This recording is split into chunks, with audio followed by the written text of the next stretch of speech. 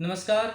जितने भी राजस्थान के विद्यार्थी हैं, मैं उनको एक छोटा सा कन्फ्यूज़न जो है वो क्लियर करने के लिए ये एक वीडियो अपलोड कर रहा हूँ। काफ़ी स्टूडेंट्स जो हैं राजस्थान के, उनको एक छोटे से वर्ड को लेके उनको थोड़ा सा कन्फ्यूज़न है, वो समझ नहीं पा रहे हैं कि इसका मतलब क्या है। तो मैं आपको बताता हूँ सीईटी का क्या मतलब है, सीईटी का फॉर्म आपको क्यों भरना है, इसका क्या बेनिफिट है, इसके बारे में मैं आप लोगों को एक छोटी सी जानकारी जो है वो इस वीडियो के माध्यम से देने जा रहा हूं। सीईटी क्या है? देखिए, सीईटी का मतलब होता है common eligibility test. Rajasthan government ने सेकेंड ग्रेड और थर्ड ग्रेड के जो डिपार्टमेंट हैं, उन डिपार्टमेंट में से, यानी जो वैकेंसी जो होती हैं सेकेंड ग्रेड की और थर्ड ग्रेड की, हर एक डिपार्टमेंट से उसने कुछ वैकेंसीज को निकाला है और निकाल के उसके लिए एक कॉमन एलिजिबिलिटी टेस्ट जो है वो उसके लिए लागू किया है, ताकि उस एग्जाम को फाइट करके जो विद्यार्थी आगे जिस वैकेंसी में जाना चाहेंगे, जो सेकेंड ग्रेड की और थर्ड ग्रेड की हैं, वो सीईटी का एक एग्जाम जो होता है वो देने के बाद ही उसमें आप इंटर कर पाएंगे, वरना आप उसमें इंटर नहीं कर पाएंगे।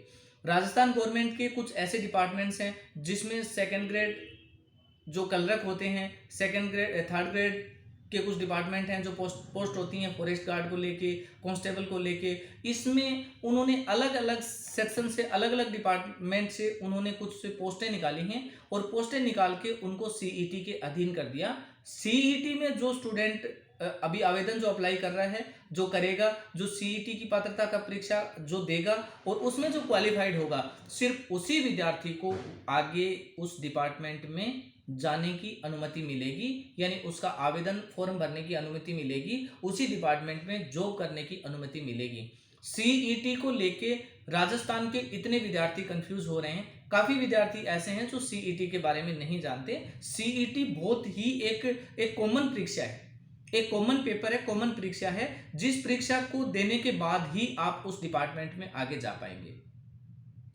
कॉमन एलिजिबिलिटी टेस्ट मतलब आपको कोई भी गवर्नमेंट जॉब में जाने से पहले, उसका आवेदन करने से पहले आपके पास सीईटी की पात्रता होनी चाहिए। जैसे इसमें टीचिंग लाइन में जाने के लिए रीट की आवश्यकता होती है, रीट का एग्जाम देना पड़ता है, उसकी पात्रता का एक प्रमाण पत्र लेना पड़ता है। ऐसे ही 12वीं पास और ग्रेजुएशन पास किए हुए विद्यार्थी अगर किसी भी गवर्नमेंट सेक्टर में ग्रेजुएशन लेवल पे जो वैकेंसी निकलती हैं उसमें गवर्नमेंट जॉब के लिए जो अप्लाई करते हैं, उससे पहले उनको कॉमन एलिजिबिलिटी टेस्ट देना होगा।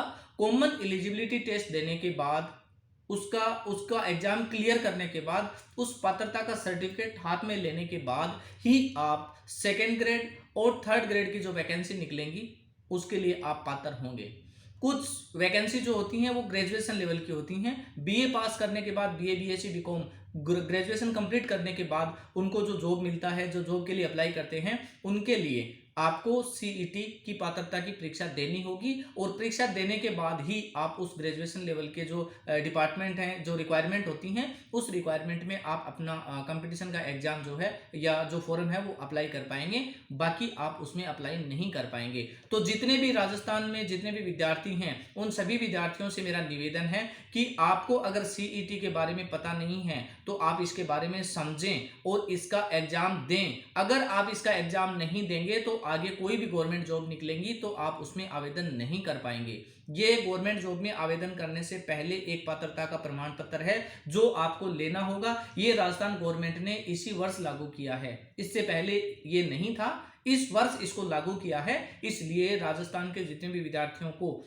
आपको गवर्नमेंट जॉब में जाने से पहले ये पात्रता परीक्षा देनी होगी और पात्रता परीक्षा देने के बाद ही आपको वहां पे गवर्नमेंट सेक्टर में आपको जॉब मिलेगा। कोई भी विद्यार्थी अगर इसका फॉर्म भरने से वंचित रहा है, सीईटी के अभी जो आवेदन निकले हैं, ग्रेजुएशन लेवल के जो आवेदन है, उनकी अंतिम तिथि 30 तारीख है, अभी भी आपके पास समय। अगर कोई भी बच्चे ने इस वर्ष ग्रेजुएशन की है, कोई भी विद्यार्थी, राजस्थान का कोई भी विद्यार्थी अगर उसने इस वर्ष ग्रेजुएशन की है, या कुछ विद्यार्थी जिनकी ग्रेजुएशन हो चुकी है, अगर उन्होंने सीईटी ग्रेजुएशन लेवल का अगर एग्जाम, इसका कंपटीशन का फॉर्म अगर नहीं भरा है, तो उन सभी विद्यार्थियों से मेरा निवेदन है कि समय रहते आप सीईटी का एग्जाम की पात्रता की का फॉर्म अप्लाई करके उसका एग्जाम देके उसकी पात्रता का सर्टिफिकेट ले लें, ताकि आप आगे गवर्नमेंट सेक्टर में जा सकें। 12वीं पास, इस वर्ष जो 12वीं पास 18 साल से ऊपर के जो बच्चे हैं और 12वीं पास कर चुके हैं, उन सभी विद्यार्थियों को मैं एक बार पुनः बता देता हूं कि आपको सीईटी की पात्रता का सर्टिफिकेट लेना है, आपको इसका एग्जाम देना है, इसका आपको फॉर्म भरवाना है। इसकी लापरवाही आप बिल्कुल भी नहीं करेंगे। अगर आप इसकी लापरवाही करते हैं तो आपको आगे government job, Rajasthan police, forest guard, forester, ये रिसर्च डिपार्टमेंट, कुछ काफी ऐसे डिपार्टमेंट हैं जिसमें इसकी पात्रता है, इस पात्रता को रखा गया है, उस डिपार्टमेंट में आप अपना आवेदन नहीं लगा पाएंगे। तो मैं सभी विद्यार्थियों को बता देता हूं कि इस वीडियो को सुनने के बाद अगर आपने सीईटी का फॉर्म नहीं भरवाया है तो आप अपना आवेदन लगा दें, अपना फॉर्म भरवा दें, वरना आप इस चीज से वंचित रह जाएंगे। तो गवर्नमेंट जॉब में आप नहीं जा पाएंगे। काफी ऐसे डिपार्टमेंट हैं जिसमें सबसे ज्यादा ट्रैफिक होता है, सबसे ज्यादा भीड़ होती है, उन सब भर्तियों को इसके अधीन लिया गया है। इसलिए आपको सीईटी क्लियर करना अनिवार्य है और क्लियर करना ही है। किसी विद्यार्थी ने अगर फॉर्म नहीं भराया है तो वो तुरंत जाके ई मित्र पर जाकर अपना आवेदन लगाए। आवेदन लगाने से पहले आपको मैं एक चीज क्लियर कर देता हूं कि इस फॉर्म को अप्लाई करने से पहले आपका ओटीआर होता है। आप ओटीआर बड़ी सावधानी से करवाएंगे। ओटीआर में किसी भी प्रकार की गलती नहीं करेंगे। अगर आप ओटीआर में गलती करेंगे तो आपके हर फॉर्म में गलती आएगी, हर फॉर्म गलत होगा। ओटीआर का मतलब होता है कि स्वयं का नाम, पिता का नाम, डेट ऑफ बर्थ, आपकी कैटेगरी मेल और फीमेल, ये सारी चारों चीजें जो है वो करेक्ट होनी चाहिए। किसी भी प्रकार की उनमें गलती नहीं होनी चाहिए। अगर उसमें गलती होती है तो आपका हर एक आवेदन गलत होगा, हर एक फॉर्म गलत होगा। तो सीईटी का फॉर्म भराने से पहले सभी विद्यार्थी इसका ओटीआर का विशेष करके ध्यान रखेंगे और जल्दी से जल्दी जाके ई मित्र पर अपना फॉर्म भरवाएंगे सीईटी का। और सीईटी अनिवार्य परीक्षा है, इसको पास जरूर करेंगे। ओके गाइज, किसी भी प्रकार की अगर मेरी बताने में कोई बात समझ में नहीं आती है तो आप मेरे को कमेंट के जरिए पूछ सकते हैं, मैं आपको बता दूंगा। Okay guys, thank you.